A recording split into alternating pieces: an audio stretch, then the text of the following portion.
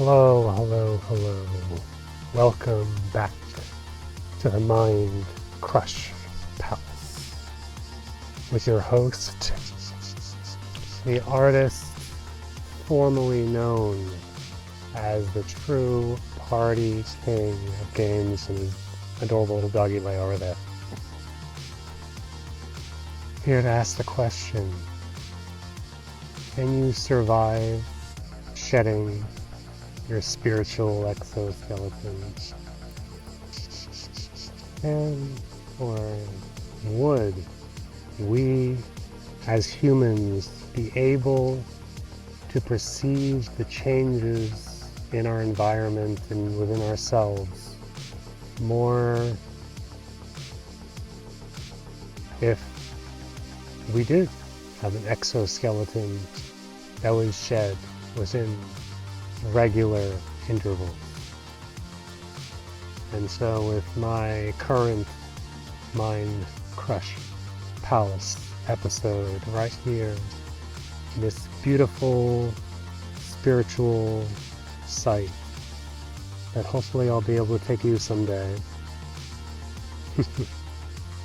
I realized when I turned 32, when I turned to the 5th, that I had been living with the name True Party King as my alter ego for 16 years, exactly 16 years, exactly half 2 to the 4th of my life.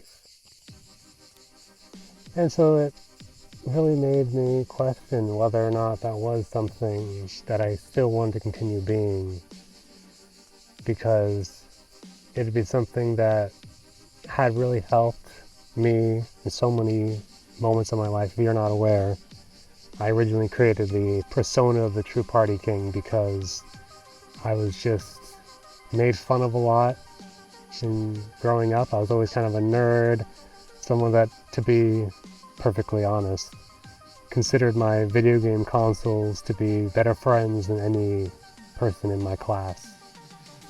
So when I switched schools, graduated grade school, went to high school, I kind of wanted to reinvent my persona, and that's why I created the True Party King name.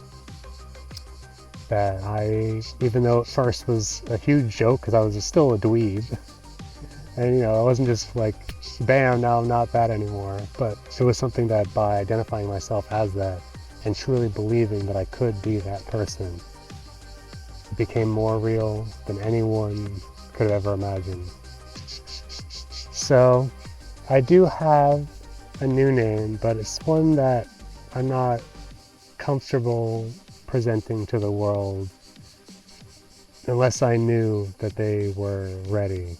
And so I personally committed myself to helping to grow the Mind Crush Palace for another 32 years before it is something that I will openly say within this podcasting environment.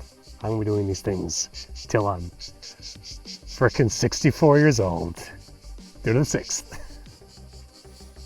and beyond. But definitely that far, because I'm supposed to do at least 1,000. That's why every single episode is like 2 zeros before it, because I'm supposed to get to 1,000. And so if I'm on track as I've been doing so far, only on like 50 something, there's no way I'm getting there before the age of 64 unless I like turbocharge through these. But yeah, so within the Mind Crush Palace, I just had the recognition and the realization that we all go through these moments when we're 16, 8, 4, 2, and 1. Are all moments of grand transformation within ourselves. Whether it's our first birthday or, having our sweet 16, going through puberty at its heightened form. We know that these are strong moments of transformation, and we know when we're about 64 that it's also like, pretty big deal, not just because we're retiring, but there's a reason why we kind of picked that age, right? Because around then we're a little sick of the whole wheel. So why not make 32 just as meaningful? Because to only focus on, 10, 20, 30, 40, 50, 60, 70, whatever, is to deny the fact that we are nature in its rawest form. We, as coming from nature, are able to grow exponentially. We don't just decide, we don't just decide, okay, I'm this new person now, like, when I was 16, okay. Yes, love. When I'm 16, yes, okay. When I'm 16 years old, I didn't just immediately was like, all right, I'm the true party king. And now next year, that's it, I am the true party king. No, it took 16 years for it to be so true, because it took 16 years for it to be so apparently not true within myself, within my first 16 years. So, it took about that long to really evolve. So if I am to survive shedding that same exoskeleton that I shed this past weekend when I turned 64, I feel like there were a couple of affirmations that I would love to share with you. Yes, okay. I know he's just trying to lick me some more, but I gotta get through this because I want this video to take forever. Leia, it's okay. We can love you in the background. So, my affirmations are in a very specific order too. Inspiration, wisdom, prosperity, joy, health, love, level up, enough. These 8 affirmations I truly believe are required in order to break through that spiritual shedding to get to 128, 2 to the 7th. And perhaps if we've truly embodied this mindset, it is not at all without the realm of possibility for us to reach 2 to the 8th, the age of 256. It's quite a lot, not gonna lie. That is quite a lot. But honestly, I feel like by the time I'm 256, 2 to the 8th, I'll probably have had enough.